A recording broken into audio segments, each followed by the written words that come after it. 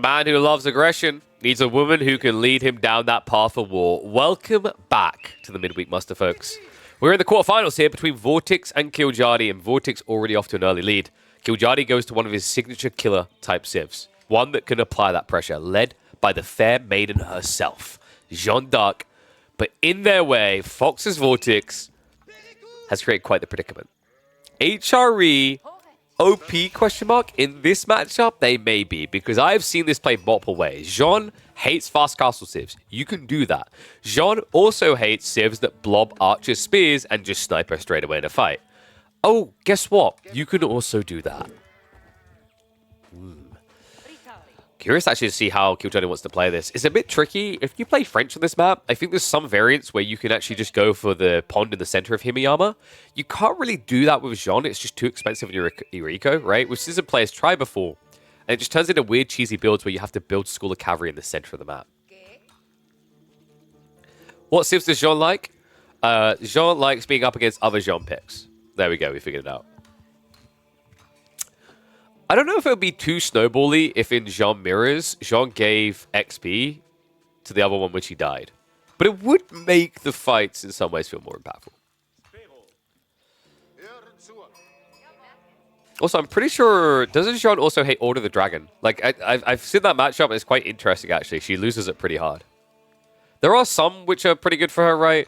I think we've seen Chinese, for example. You can actually ruin a Chinese player quite well. You have to be a bit careful with the timing around Jignu, but it is feasible.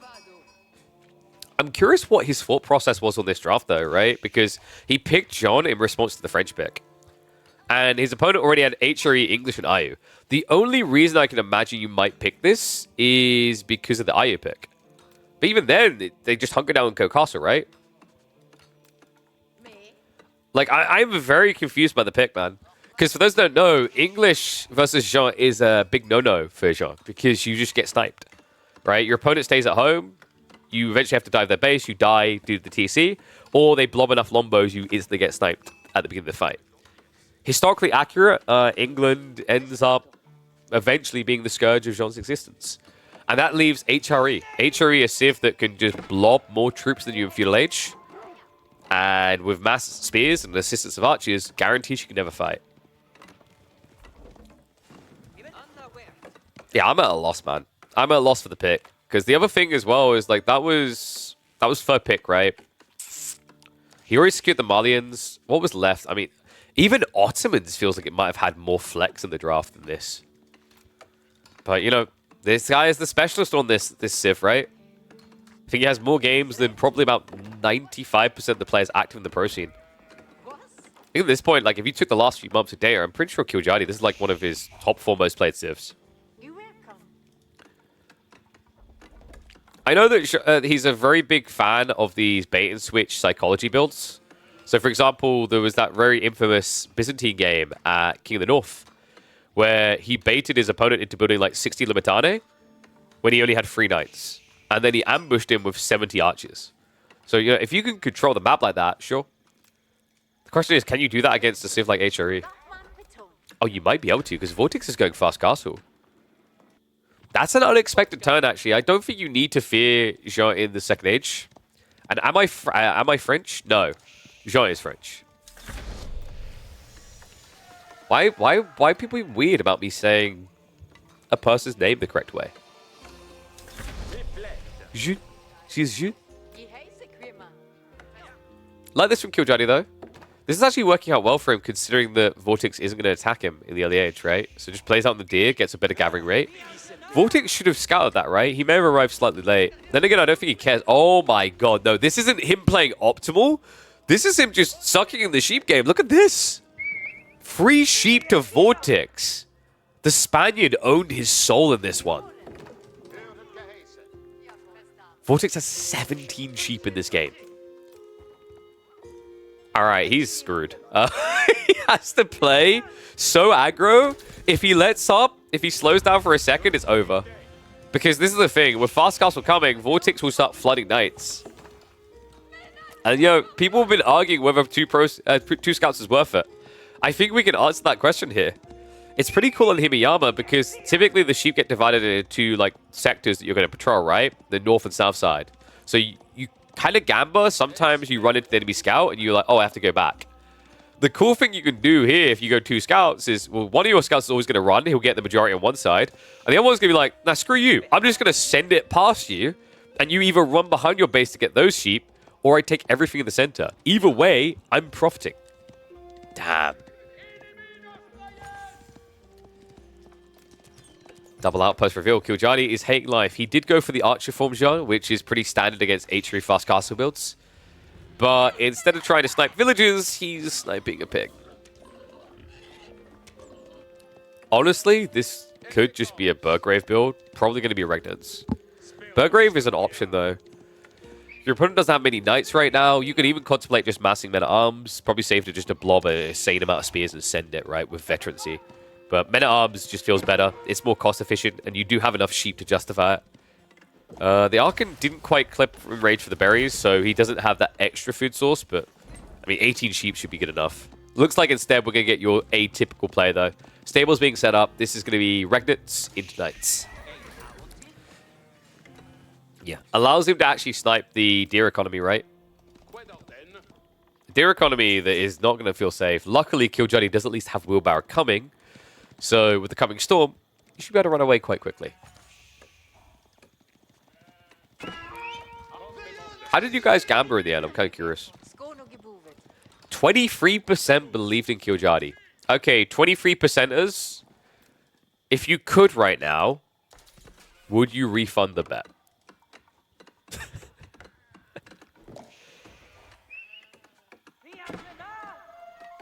Isn't the reason Jeanne D'Arc got captured by English is some French faction betrayed her? Yeah, pretty much. They sold her out and then she got burned as a witch, right? It's kind of the TLDR. Which is hilarious, because Vortex had French and English in his draft, so they were in cahoots.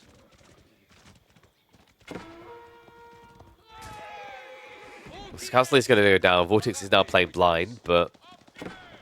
Psych! That's why you build 2 scouts. He still sees everything, right? Kiljardi's going spears, which makes sense. He did glimpse the stables, I believe, or he's just anticipating it.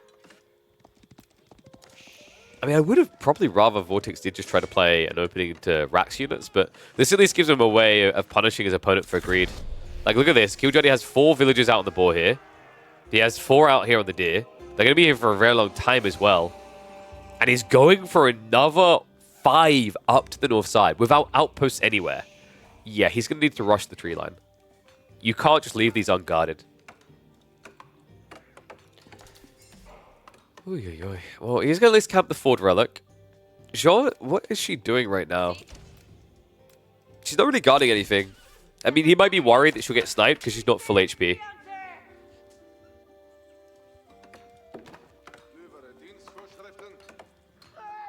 Ooh, Vortex. He seems to be holding. Oh, this is kind of crafty, actually. I respect this. Usually, someone will just rush the prelates out and punt them, right? And lose them.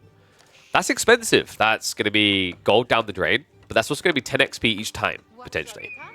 This is very crafty. Vortex is going to wait for knights to try and do something and then pull out. And although it means that he's not already returning relics, it means he's going to have something akin to what Delhi do where they pick all the relics up. Yes, good eyeballs on that. He can also heal, which means you're never giving XP to Jeanne. What a cool build. Just don't really see it that often anymore. First prelate shuffling out. Knight is going to lead the way. He's not going to want to be in this fight, though, because it is 1 spear, Jeanne, and 3 knights.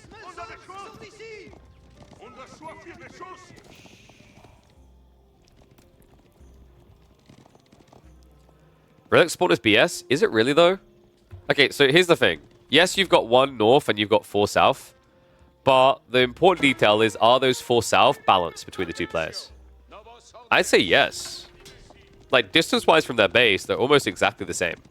Right? You could argue maybe, like, the third one is close to Kiljardi's base and the third one be close to Vortex's, but I think this is fine. Is it a bit annoying because, obviously, Kiljardi has to camp relics? Yes, but, like, I wouldn't say it's BS from someone got a really, really favorable spawn of all the relics near them. It's a very different dynamic, though. So I think I'm kind of okay with this. I'm not kind of outraged. Vortex already yoinked one away. Oh, my God. So We were meant to be standing here to stop people taking the trinkets. That doesn't seem to have worked out. And so much for that trickle of damage. You just taken a lance to the face, almost died. Your opponent is going to have Mama Prelate kiss his boo-boos better. Yeah, and he's even got another one here to top him off, so pretty much full HP. Knight going down there, though. A little bit subpar from Vortex. Surprised that happened. Good news, at least, is there's nowhere near Jeanne. Speed of Jeanne herself, though. Flash is coming in near her. Veterancy for Spinman is in already. Needs to be careful of the Prelates. So decent XP to give over. He's over Spear instead. The head patting comes in, but it looks like he will still lose him. I'll lose a second. Okay, he's almost got enough Knights to dive onto Jeanne. This is very dangerous now for Kiljardi. He's split a bit too wide, and that's why he's rallying all troops north side.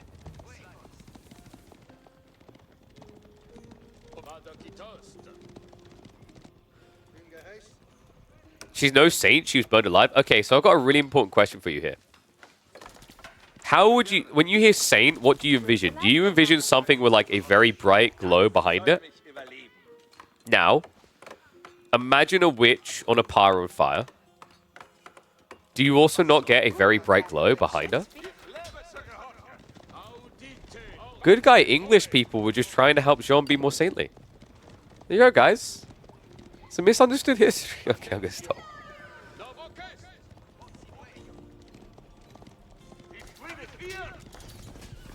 So Vortex still roaming with the Knights. Hasn't been able to find any kills. I mean, Kiljardi has done what he needed to up to this point. He's going to want to look for a tech up soon.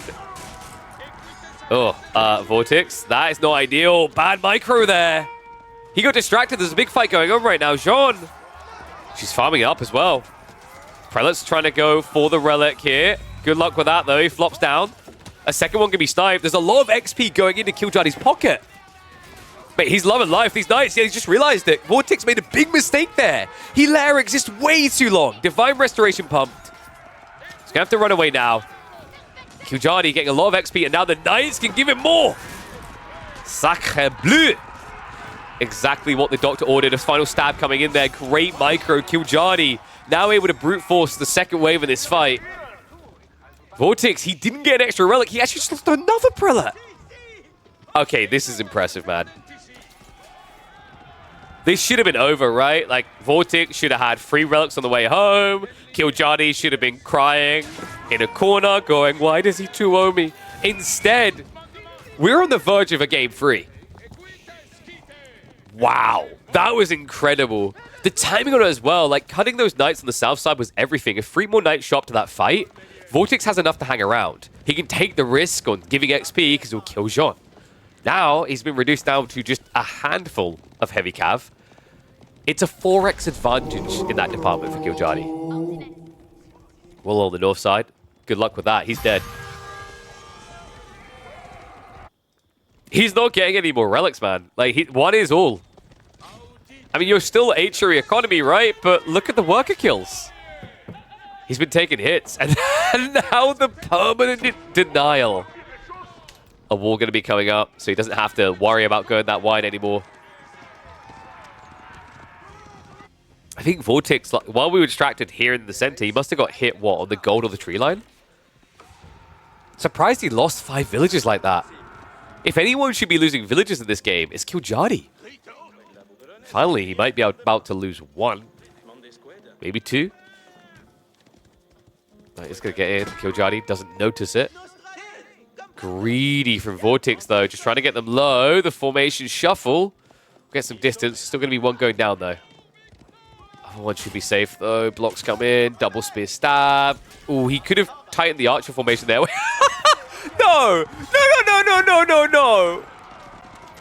Ring a roses. Pocket full of roses.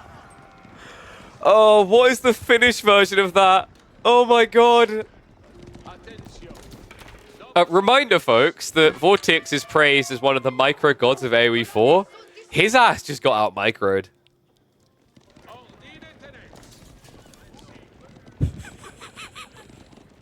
Can we agree now that formation shuffling for villages might be a bit too strong?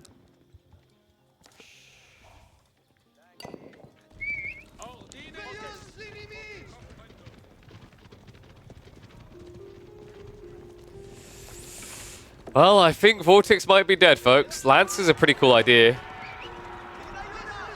But Jeanne level 3 is in, and that means you can instantly snipe these guys. Just needs to Q. Pulls it back quickly. He literally just leaves the champions! Remember, champions, they get bonus damage up against spears. And look at this, Kiljardi is about to age up. So Lance can be reduced down to practically none. The archers are clearing the spears fairly fast here. He's trying to wrap around with the knights, but there's no longer an easy peasy kill on the level 2 Jeanne. This is over. Literally and figuratively running circles around his opponent. What do you think, guys? Did we just see one of the micro gods get completely outclassed? Because that's what I just watched. And do you now think Kiljardi can take this series? Let me know in the comments, and I will see you in the next one.